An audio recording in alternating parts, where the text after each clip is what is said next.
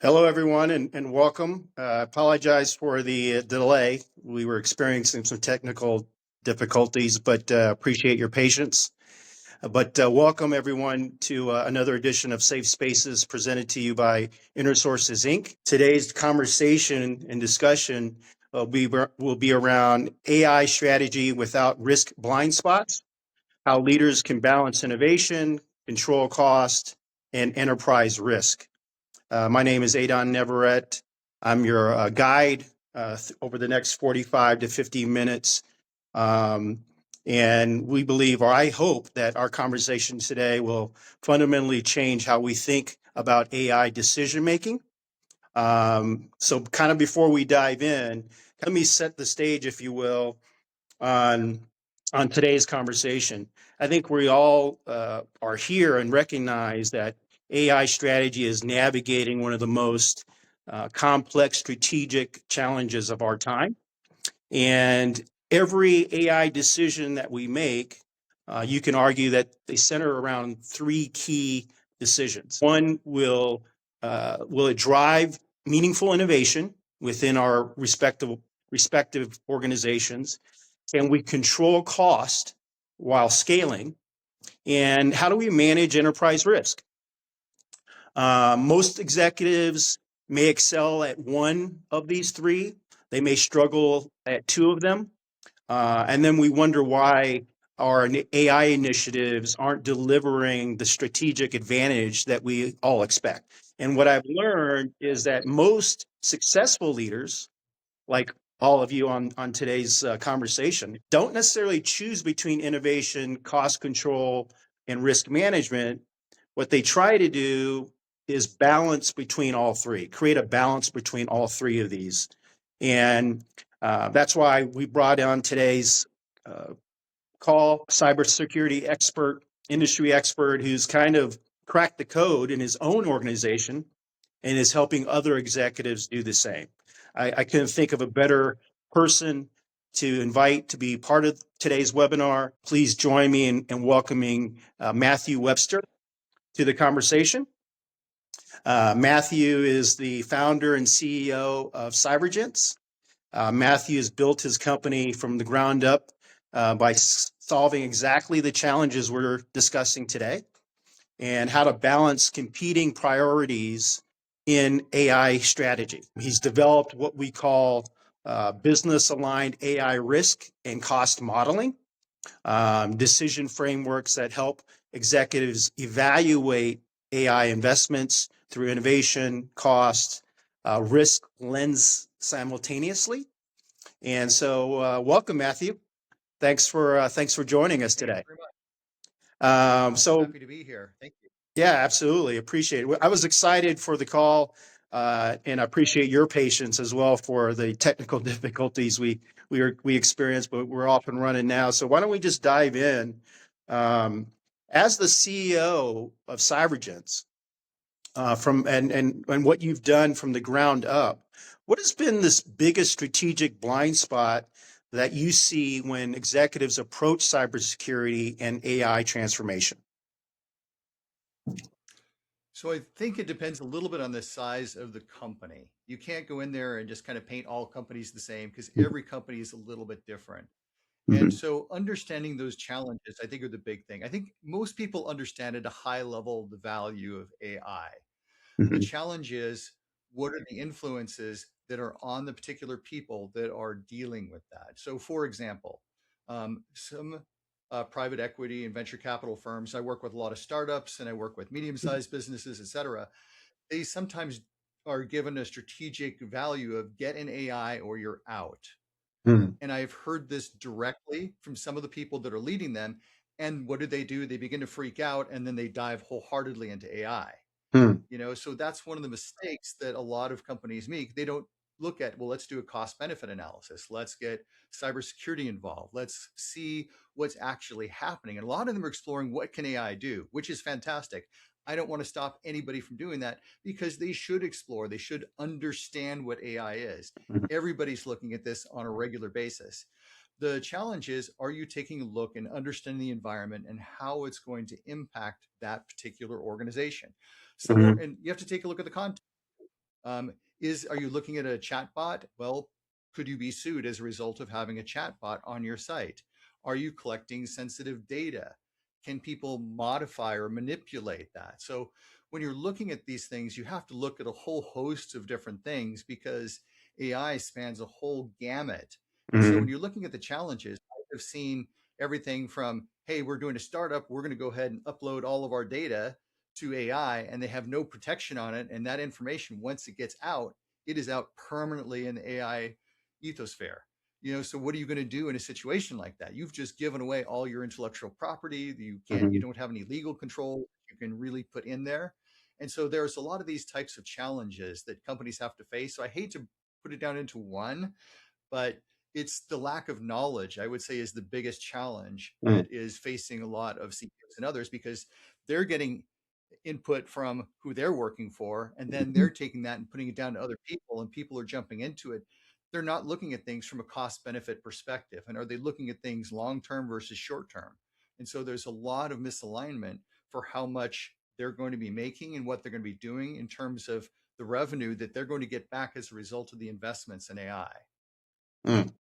And so when you're advising other CEOs, and I know there's probably more than one question, but what's the one question that they Sure. should be asking about AI strategy and cybersecurity, but they're not? How does it affect me? And so that's a big question. It sounds very simple. Like, how is it going to affect my company? Mhm. And they don't even, in some cases, they don't even know the right questions to ask. Other times they're fairly decent. They're going to get some of the stuff. What type of data is it? Where is that data going? Who can access that data? What kind of protection do we put into place? What kind of strategy are we putting into place? What is the real world impact? So I'm a really big fan, and a lot of people hear this all the time, but of business impact analysis. Mm. And so I don't come in claiming I know everything, because I don't. I don't know your company. I don't know the type of Sure. data you have. But a lot of it, what I'm going to do is I'm going to work with you to draw out the right questions to determine what is that impact actually going to be as a result of using it in the business way that you're going to be using the tool. That's an art form. Mm. And then I work with you to try to figure out how that's going to be. And then I can start to extrapolate. Hey, let's take a look at some scenarios here. We understand that you've got a range. It isn't just like a X or Y, but let's take a look at it a week from now. What if it's out for a month or a year?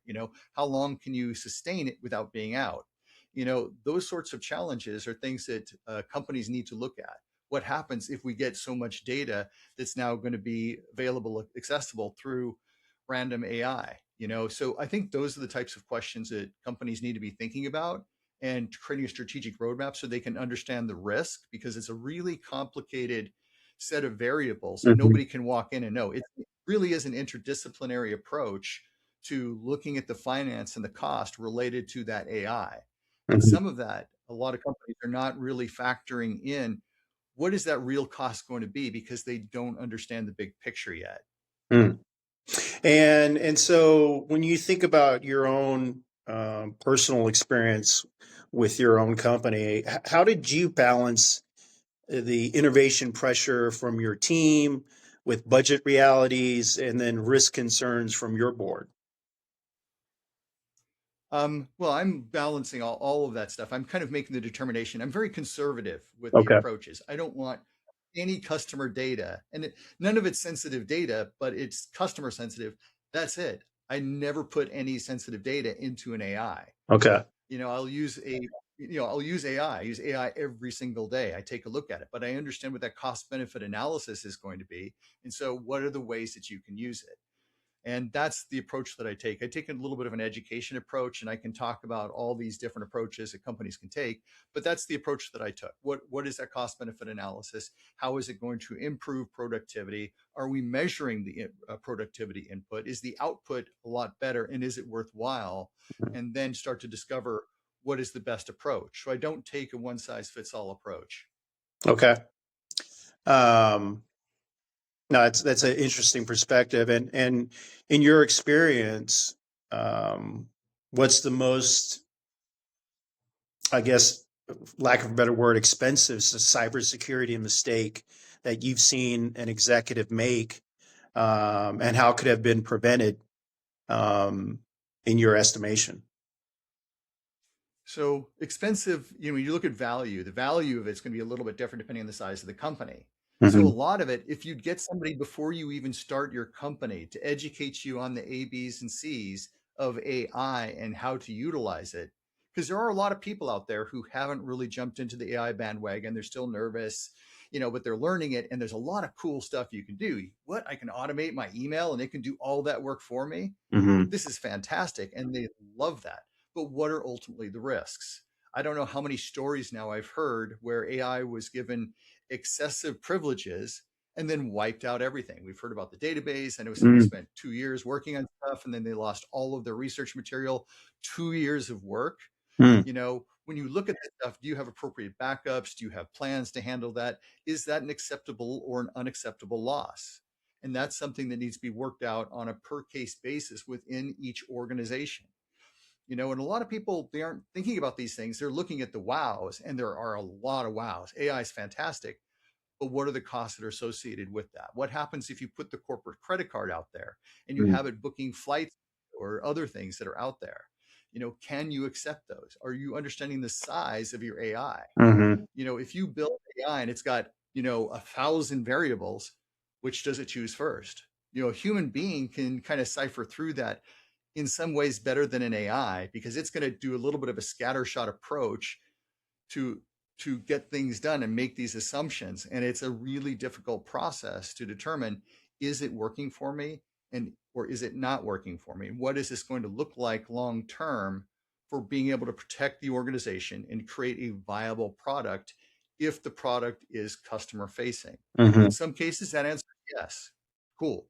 In other cases, it's going to cost more than expected because you have to create the appropriate level of due diligence. You have to look at things like your data governance practices, because AI really is a data governance practice. Mm-hmm. And that's the approach that I would take. I mean, there's a million different approaches, but you say the most expensive. One company I know that I was working with, they have a lot more cost to go in because they've got to double the amount of input they've got to have in resources because of those data governance concerns, and AI is moving off in different directions. So do you have a data quality problem? Well, how do you assess the quality? You need people to go through and take a look. You can use AI to go do a lot of these things, but if it's AI judging AI, do you have humans kind of checking on that and doing a Mm-hmm. sanity check to make sure that it's okay? In some cases, AI being off or making a misassumption or going in a wrong direction, perfectly fine. That's Mm-hmm. cool. In Right. other cases, that could be a multi-million-dollar loss. So you really have to understand the context of AI. You have to get your legal people involved. Like, I'm very legal aware. I am not a lawyer. I don't understand all that stuff, but I know how to ask the right questions. Mm-hmm. And so, well, those are some of the challenges that I see. And that's where some of the expenses come in that are unexpected. So they go back to the PE or VC firm like, it turns out we need some more money after making some mistakes. Mm-hmm. Sometimes they're going to be okay with that. Sometimes they're not. Mm-hmm. And a lot of the PE and VC firms have gotten up to speed with it. Like, I know somebody who does nothing but tests AI to look at viability. Mm-hmm. And that's a whole nother can of worms too, because there are certain use cases where AI is fantastic and certain use cases where it's not. But when you're doing a lot of advanced work, when you're taking, and yes, it does have the sum of human knowledge built into it from an AI perspective, but there's so much between the lines that you still need a judgment in many of these cases where AI may not be sufficient. If you're looking for a summarization, AI is fantastic and it's going to be good enough. And you may not even need good accuracy. Some of the medical, like I know a medical product that just summarizes what's going on. You know what? If it does 80% of the work and you got to make a couple corrections as a doctor and all you're doing is putting in that information, you know what? 80% is probably good enough as long as you've got the HIPAA controls in place and some other things. Sure. That's a fantastic. It may not be appropriate in all cases, though. So you've got to really be careful about that case by case basis for what's appropriate and what's inappropriate. I think one of the things that you just said that really resonated with me is knowing what to ask and asking the right questions when evaluating whatever AI tool you're considering. Um, and perhaps even, and this is just my own observation, perhaps even, starting small, starting off with a small project, um, versus I'm sure you've seen this too, where they bite off too much more than they can chew, and then now they're in a different situation when they could have just started off smaller and scale from there and grow and learn from a smaller project. But um, how do you recommend, or what do you recommend executives? How do you recommend executives get alignment with, between the various stakeholders like innovation teams, finance teams, and risk management teams? What's your recommendation? So there's a lot that goes into that particular question. And a lot of it boils down to culture. Hmm. The other side is language. When you talk about risk management, this is like a whole discipline unto itself. There are so many different terminologies and so many different languages that are in there. You talk to, and I know lots of exceptions to this, so this is not always true. Mm-hmm. When you talk to a lot of cybersecurity teams, what are they going to be talking? They are going to be talking low, moderate, high risk, and there's some variations on that. Sure. When you talk to the budgeting side of the house, you talk to the CFOs, they're going to be talking value at risk. So they're looking at risk from a completely different standpoint. So when you're looking at CEOs and others, there's going to be trade-offs. So you almost need a lexicon to explain all these different things, and you need somebody who to understand these higher order challenges and how people think and what are they going to do. But it takes a level of communication. One of the challenges that I see within organizations is that whole siloed function. What I was describing are some of these siloed effects of what's going on. Because if a techie comes in there, well, let me tell you about, we've got a CVE of this, a what? What are you talking about? Oh, it's a common vulnerability exposure. It's really bad. Let's go ahead and deal with it right now. Right. And there's communication going on, but it's not the right type of communication. If you go through and say it's a critical risk, Mm-hmm. and I'm going to say this against some of the cybersecurity people, if you say it's a critical risk, well, maybe not. How much does it affect the business? Is it tied to something that's very important that the business cares about? Is it mission critical or not? Mm-hmm. And if you can't answer that question and you say it's critical risk, you've lost credibility with the business. Mm-hmm. And so it takes a lot of different discipline. Risk management is a discipline unto itself. Mm-hmm. And when you look at things, you have to sit down and have conversations. And for many companies, that's frustrating. Mm-hmm. It's really critical. I still remember I was talking to a CFO somewhat recently, and I mentioned value at risk. He about fell out of his chair that I was aware of that, because you've got to create a common alignment. And a lot of people think, oh, no, it's just risk tolerance and risk appetite. Okay. Well, it's a lot more complex than that. And to really do it right, you need a multidisciplinary approach to getting people on the same page and getting them to have a conversation. And a lot of companies don't want to go down that route because it feels like it's so much work. Right. There are other layers that you can start to get into it as well. I'm a big fan of getting into the not only the language, but what are the values and what are the why? Why are we doing something? Now, with small companies, it's very easy. Hey, I want to make some money. Sure. We've got one product and that's all we're doing. That why is simple. When you get to larger companies, there's a lot of competing priorities and you figure out what those trade-offs are at a lower level. But then you really have to take a look at what are the larger corporate trade-offs if we're going to go down this particular route. And that's another level of conversation. This stuff is not easy to do, but it involves, I think, a lot of writing, a lot of communication, and a lot of conversations. And that's part of what I do is I facilitate those conversations to get people on the right page in order to have the right conversations about AI. And you've got to do some of these artifacts that are out there, like the business impact analysis. Again, I'm going to cite that again. There's so many reasons why you want to do that and do it properly. And that's one of them to answer your question. There's a lot more that I Mm-hmm. can go into, but I think you reasonably answer the question for now. And I think to really have effective communication, you really do have to break down those silos, It's critical. because it doesn't work if those silos remain, and the left hand doesn't know what the right hand's doing, um, and really the fundamental question of why, right? It's a hard question to answer oftentimes, but it's one that definitely needs to be asked.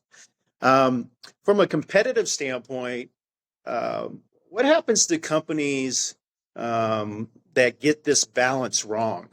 What do you see in the market? So the competition is there, and that's always sort of the thing that puts companies at risk. And so this is a big problem. Like, for example, I'm not going to pick on specific companies, but I know one company that took the time to always build their product, get it perfect, make sure that the icing was on the cake, and did everything well. And then by the time they got the product out, it would take 2 years. They've lost out on a lot of market share. Mm-hmm. Their growth is going down because they didn't get it out fast enough. So there is market competition to get more out more quickly and assume imperfections in what you're doing. So that's something that a lot of people don't always realize, that you've got to take a look at that big process and understand what the bigger picture is. Mm-hmm. Sometimes you're going to have to do things that are not necessarily perfect, but is it a worthwhile risk? And that's where I think companies need to come in. Like, how likely is this risk to occur? So you're taking a look at cybersecurity, which is partially where I come from. I understand those risks. I Mm-hmm. can understand what's going to happen as a result of that. I might ask a lawyer about the impact, because they're going to understand a little bit more about, hey, I've been doing nothing but reading legal documents and legal cases for 20 years. They're going to have insights that I lack. And so understanding where that competition comes in and what that long-term versus short-term risk, what is that risk versus reward, and is it going to be acceptable? It's going to depend on a lot of different cases. Now, if the CEO is looking to sell the company here in a year because they got the foundation done and then they're out the door, that's a completely different story. So I think a lot of people need to be really aware of what that larger context is for the business, because that's going to change your why. It's going to change the discussions. Mm-hmm. It's going to change everything, what you're trying to build and what you're trying to do. Right. And so, with AI constantly changing, right, evolving, getting better, there's a lot of executives out there that, feel the pressure of wanting to move fast and take advantage of AI to remain competitive. How do you help them kind of distinguish between strategic speed and recklessness acceleration when evaluating certain AI initiatives? I have to take a look at the big picture.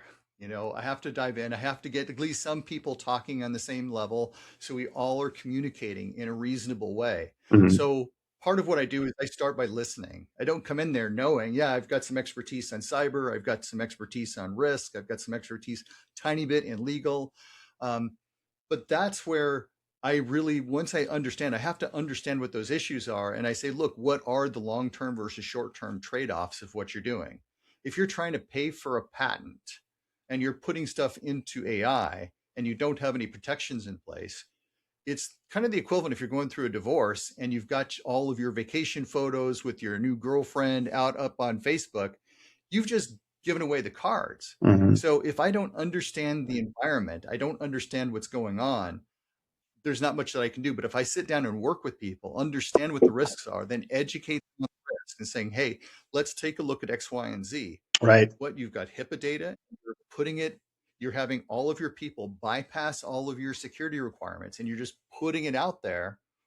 Whoa, you've got massive HIPAA violations that are going on. Mm-hmm. So that's why you have to really take a look at these things and understand it and be at the forefront. What are people doing with AI on a day by day basis? Mm-hmm. Because part of the way I look at it, AI is probably one of the most seductive tools that are out there, Mm-hmm. because you can make yourself look better. You can put in all this information. You can talk at levels that are above where you're able to speak normally. And the writing is pretty good when it comes to a lot of this stuff. And so there's a lot of value with AI, and it's Mm-hmm. changing the dynamic of the workforce for sure. So that's some of what I would do, is just listen. And so, you've worked with all types of business leaders across from security to IT to business leaders. Where do you most often see misalignment between these teams when it comes to AI and cybersecurity strategy? And how can executives correct it early? It boils down to what we've spoken about before. Yeah. There are three lessons in the teach: communication, communication, communication. Yep. That communication is absolutely critical, and it happens all the time. Even before AI was around, you might, and I know teams that have built stuff from, hey, let's try to make sure we get this absolutely perfect, and they're able to create, this fantastic Taj Mahal of solutions. They didn't care about it. We needed this much. It's a waste of time and effort. So that communication ultimately can end up being a huge savings for the organization if they don't communicate quickly. And the same thing for AI. You had brought up a fantastic point. I was thinking about it too. Do that pilot test. Hmm. Because the reality is the companies that are most successful do pilots and they test it and they come back with it. Like I was reading a report on IBM. I'm going to call them out because they were fantastic, but they were doing a cost benefit analysis and saying, does this work or does this not work in their organization?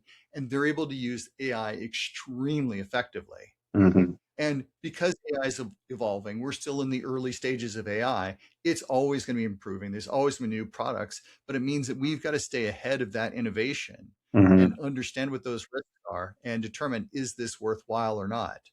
I know some companies that block out AI entirely and then have their own internal AI. Or in Hmm. one of the cases I'm aware of, use 3 different AIs internally. And so the risks go way down. But my question is, what are the unknown unknowns? Are people like, well, you know what? I don't like our AI. I'd rather use Claude or ChatGPT or whatever. And then they email it to themselves and they do the work that way. Yep. Now, maybe that cost is going to be worthwhile. And you know what? We've eliminated 95% of the problems with our solution, but are you still looking for some of these others? And do those Can exceptions you matter? In some think you're? cases, yes or no? Yep. Can you hear me, Matthew? Yes. Oh, perfect, perfect. So I agree. I think our best practice from our perspective is even before we start off with a pilot, we try to do some type of assessment. Assessment of the organization, see what's working, what's not working, and then make some recommendations, and then go through a potential pilot and start off small. Um, with all your experience in dealing with a variety of executives, if there's one mindset shift that you could provide to help them adopt to avoid AI strategy failure in the next year and a half, what would you say and why? You keep experimenting, and if you could communicate first and then you experiment and you look at that ROI, the return on investment, that's going to be one of the best strategies. And make sure that you've got independence of the appropriate people. Like I'm very big on having cybersecurity separate from IT, Mm. because there are a lot of conflicts of interest that go on there, but make sure that they're able to speak openly Hmm. about that, because you don't want conflicts of interest to come in there when you're talking about risk that could be a long-term risk for your organization. Unless, of course, you don't need to worry about that because you're going to be in the business for a year. Then it's like, okay, then you can probably skirt by it, sell the company and go. Hmm. But when you're looking at that bigger picture and you're looking at the longevity of the company and the health of the company, that's something to take into account. Like, how are those decisions made, and what are the decision criteria, and are you being very careful about the decisions that you're making? And so you've got Hmm. to be very deliberate about decision making processes, from my perspective. And so, can you think of a real scenario that you've seen where a leadership team successfully got it right, where they balanced innovation, cost control, enterprise risk, and it made that outcome possible? So no company is perfect, because no person is perfect. Mhm. But what you're going to find is reasonable success. And that's where I've come in and seen where they've been able to do that. They're coordinating properly with the various groups. They're letting people have a voice, where they're communicating a little bit better. That's where I think where I've seen that success come in. And when they're understanding and listening to the customer at the same time, because I have seen so many different AI things like, hey, we spent time being perfect, perfect, perfect. Then it slides off, and another company is going to be a lot better. that's what I've seen too. When they're really doing a full soup to nuts analysis of what's going on, not only in their own organization, but with the customer to figure out what's right and what's not. That's the best strategy that I've seen. So I've seen different success strategies in different companies that have worked, but it's always been about looking at the innovation, take a look at the cost, take a look at that total cost of ownership, consider the larger aspects of it, the data governance side of it, and trying to see what that data input is. What is the output from an AI perspective? Is that are the margins of error, are they acceptable or not acceptable, and what are the risks that you're introducing as a result of what's going on within AI? That's where I've seen success, where they're doing that. Now, again, nobody's perfect, but those are a couple of different examples from different companies where I've seen that success come in. And again, I'm not going to mention specific Sure, companies. sure. But what's really great to hear, though, that you've seen success and you've seen that it's Yeah. possible to make it work. I think that's what's critical. Um, Great insights, Matthew. What I like to do now is kind of bring the conversation to the audience and kind of open it up Sure. to some Q&A. Um, for those of you that have questions, I've already seen them in the chat. Feel free to share those questions in the chat, and we'll get through them as many as we possibly can as we near the end of the conversation.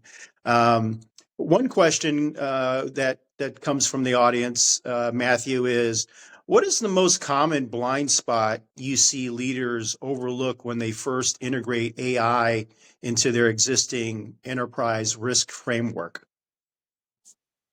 Sure. So I'll kind of back up and reinterpret that. Brandon, please change if I'm working with it. But ERM, Enterprise Risk Management, that's a whole nother discipline itself. So there's like, a lot of times you get cybersecurity people, they've got theirs, you've got all these other types that are there. But ultimately, you want all those different risks to come up at the very top of the organization. Mm-hmm. So a lot of them aren't necessarily related to AI, but a lot of it is they need to understand what the risks are. Like for example, the most successful companies that I've seen in terms of some of the other implementations and making sure they're safe, let's implement something. Great, we're going to allow access to our Google Drives and things like that, but we're going to block it. We're going to make sure that it does read only and cannot make any changes.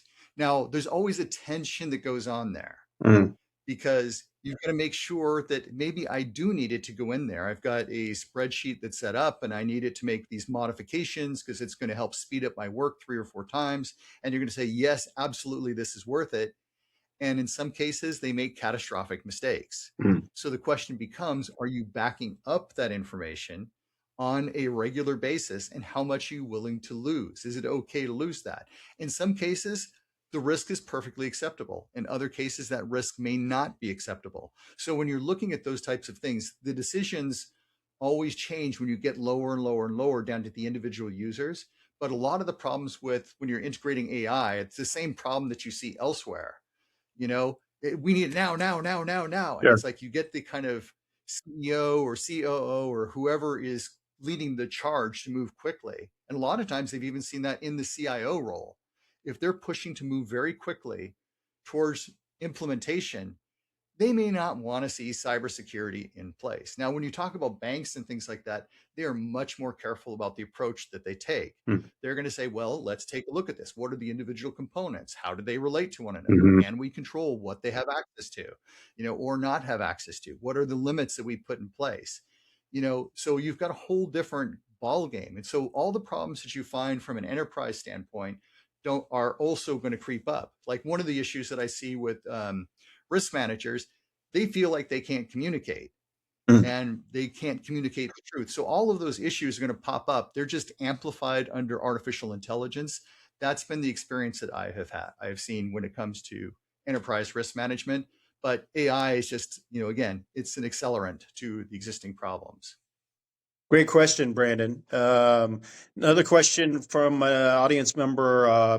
How should leaders decide between building AI capabilities internally versus buying external AI solutions? Great question, Pablo.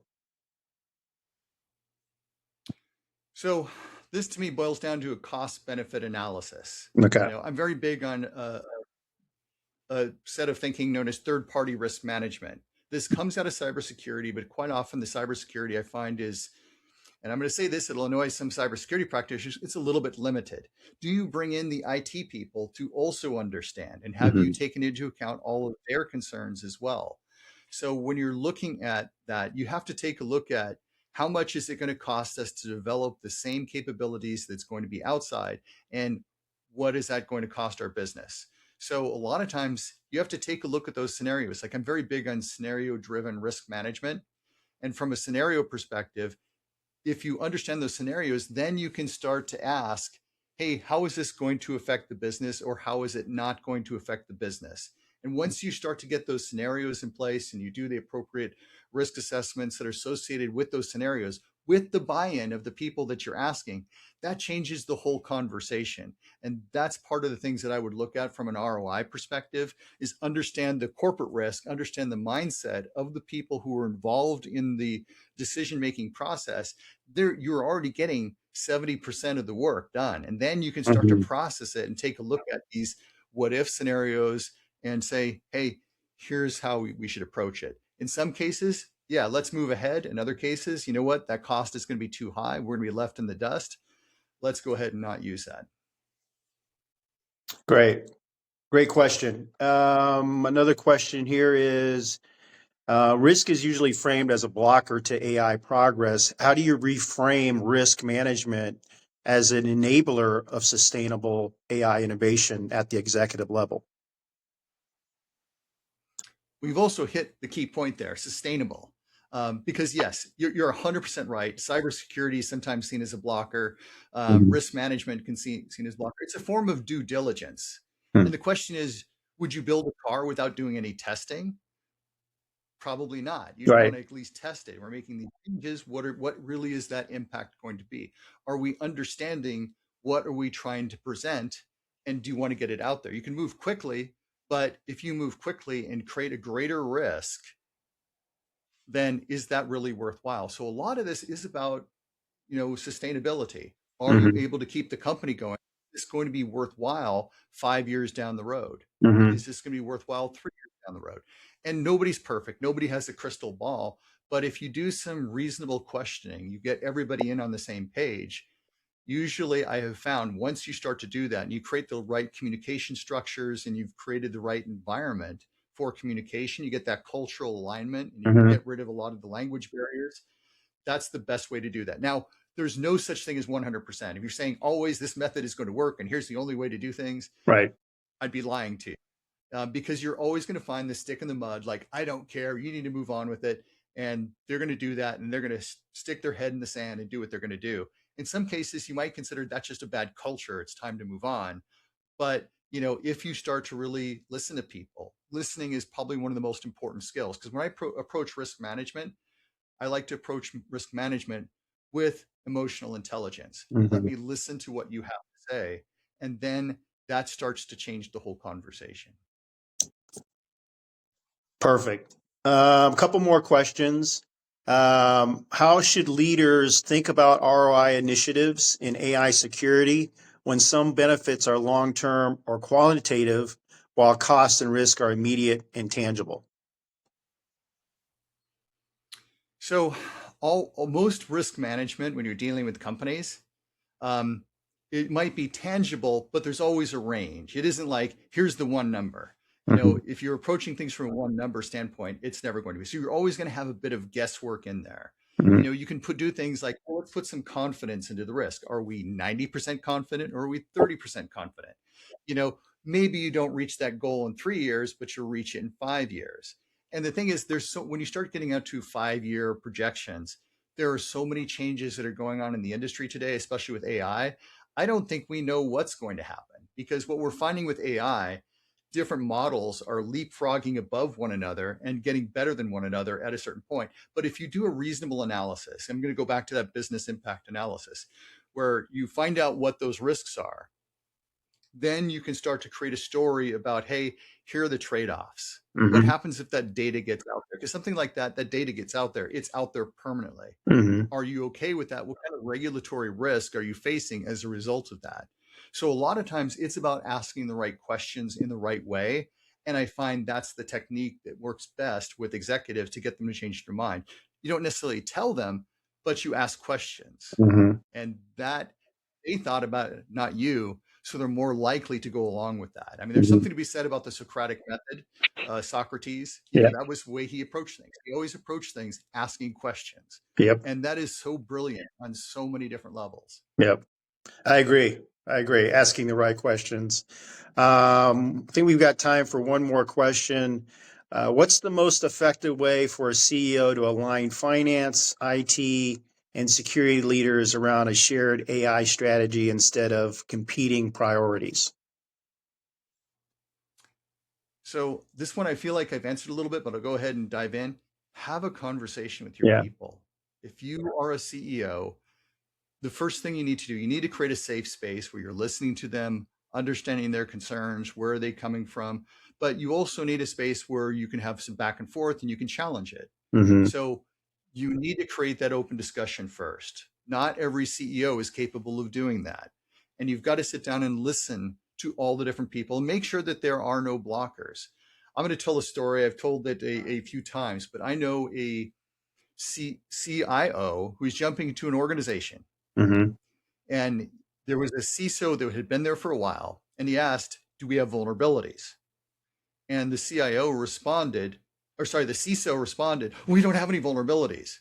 You know, A, it's a conflict of interest to have security there, but B, that CISO clearly went through some sort of trauma, probably with this previous CIO, and was terrified of even mentioning that there are problems that are out there.